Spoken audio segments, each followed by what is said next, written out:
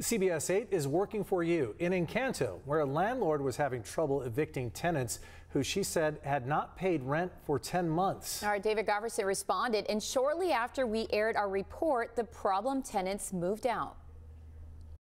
They had burned the cabinets down making something, and so I had to get all the cabinets replaced. The repairs are underway at Barbara Gunner's rental home on 61st Street in Encanto. She says the previous tenants did a pretty good job of tearing it up. Blinds got to be put in, all the blinds were torn down. The commode in the bathroom, everything had to be thrown away in the bathroom, so that had to be completely remodeled. Barbara tried for months to evict the people living here who had no written lease, but stayed on after her long-term tenant died.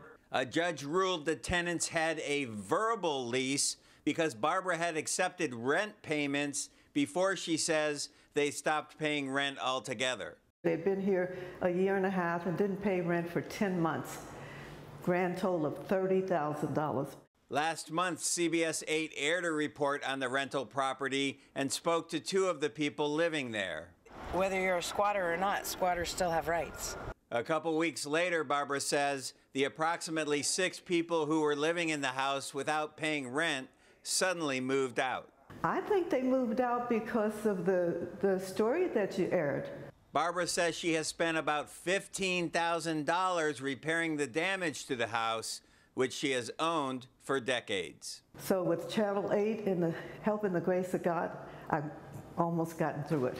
My main lesson is not to stop being kind to people, but to go ahead and do it legally with the paperwork, signing the lease, getting information on, try to find out where they were before and what their status were when they left the places that they were before. So Barbara still has some work to do, but she's well on her way to getting this house restored and repaired. She's hoping to rent it out soon for about $3,000 a month. In Encanto, David Gofferson, CBS 8.